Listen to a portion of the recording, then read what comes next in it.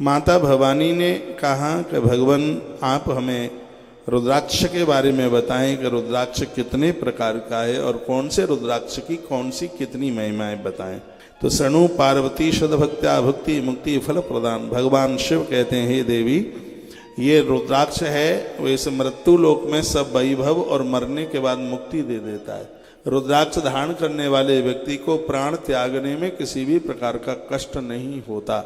गरुड़ पुराण में तुलसी की महिमा लिखी है कि जिसके कंठ में तुलसी है ऐसे जीव को लेने के लिए ना यमराज के दूत अंदर घर में प्रवेश नहीं कर पाते। यह इनकी महिमा है, ये एक बहुत बड़ा विज्ञान है। ऐसा आनंद से बिल्कुल वंचित मत रहिए। भगवान शिव की आंखें भर आईं। भगवान शंकर ने कहा, देवी एक बार क्या हुआ, मैं बड़ी लंबी समाधि में बैठा और लंबी समाधि के बाद में मैंने आंखें खोली तो कुछ लोग मुझे प्रसन्न दिखाई दिए और कुछ लोग मुझे दुखी दिखाई दिए। जिनको मैंने बड़ा कष्ट में उनको देखा, दुखी देखा, तो मेरे बाएं हाथ से वो अपराध कर रहे थे, वो अन्याय कर रहे थे, वो दुराचार कर रहे थे। मेरी बाईं आंख से आंसुओं की बूंद नीचे गिरी और उससे एक नदी बन के तैयार हो गई जिसका नाम है वैतरणी।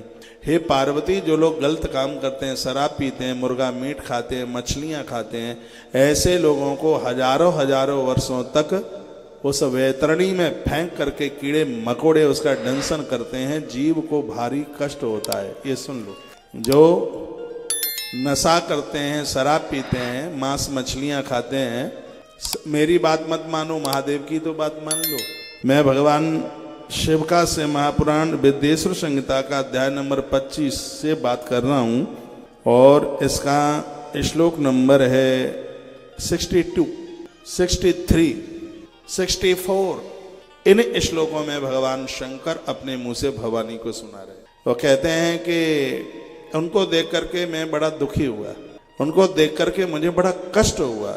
जो लोग पराई नारियों को छू रहे थे, जो नशा कर रहे थे, जो पशुओं को मार मार करके खा रहे थे, तो दुख से मेरी बाईं आंख से आंसू निकला और उसे वैतरणी बन करके तैयार हो गई। और इन पापियों को, उन अपराधियों को, हे पार्वती, उसी वैतरणी में धकेला जाता है, फेंका जाता है और 100 साल तक नहीं कि हजारों वर्षों तक उन जीवों को उस वैतरणी नाम की नदी में बहुत भारी कष्ट मिलता है। इससे बोल, इसलिए परम सात्विक बनिए। अब आप कहोगे अभी तक हम खाते रहे, अब क्या करें?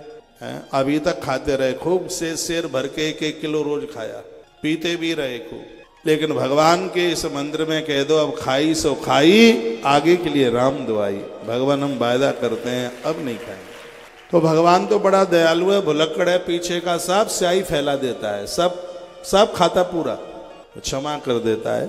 वो कहता है कि गलती स्वीकार कर लो, दोबारा गलती मत करो, मेरे यहाँ से तुम रिया, कोई दंड नहीं मिलेगा। ये भगवान के शब्द है। सन्मुख होई जीव मोई जन्महि, जन्म कोटि अगनासे तवै। भगवान कहते एक जन्म के नहीं, करोड़ों जन्मों के पाप जला दूंगा तुम्हारे, पर एक बार तो मुझे स्वीकार तो कर ले, कसम तो खा ले कि गलती अब दोबारा नहीं करूंगा।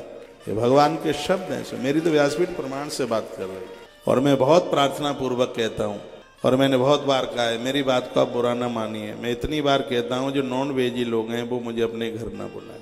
सुनने में तो बुरा लगता है लेकिन मैं बुरा बोल नहीं रहा हूँ। जीवों की हत्या करना ये बिल्कुल भी ठीक नहीं है। मुझे तो आपके घर का 1 गिलास पानी ही पीना है, बस मुझे तो 1 गिलास दूध ही पीना है, मेरे ऊपर तो कोई असर नहीं होगा।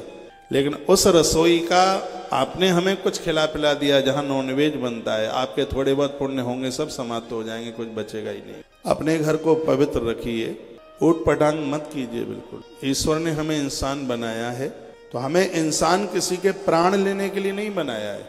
हम लोगों को जिंदगी नहीं दे सकते तो हम किसी की जिंदगी तो ना लें, इतना तो उनके। मनुष्य को पिता का है, पिता का मतलब होता है जो सबका पालक है।